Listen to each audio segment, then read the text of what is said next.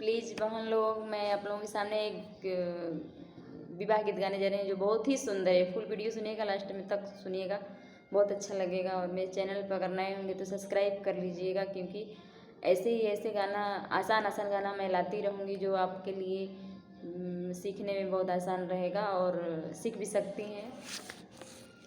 हटिया का सेनुरा महंगा भइल बाबा, यर चुनरी भइल आना मोल रे लालना, अरे चुनरी भइल आना मोल रे लालना।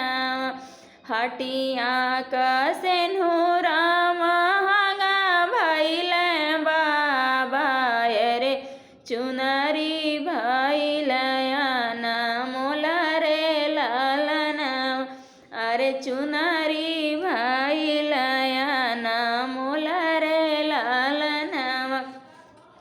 एही रे चुनरिया के कारण बाबा, छोड़बै हम देशवा तोहार रे लालना, अरे छोड़बै हम देशवा तोहार रे लालना।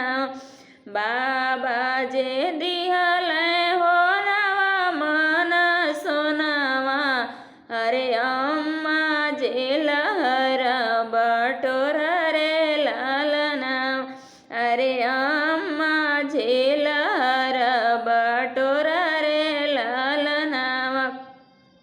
भैया जे दिहल हो हासिल घोड़वा, अरे भाभी जे अपन सोहाग रे लालना, अरे भाभी जे अपन सोहाग रे लालना।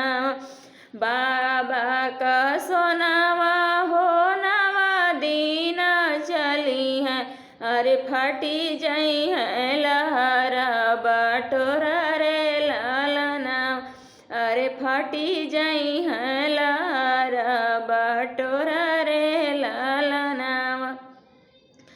भैया का घोड़ावा हम घर ही जे छोड़ब, अरे अमर रही है भाभी का सोहाग रे लालना, अरे अमर रही है भाभी का सोहाग रे लालना। हटिया का सेनुरा महंगा भइल बाबा, अरे चुनरी भइल आना मोल रे लालना, अरे चुनरी भइल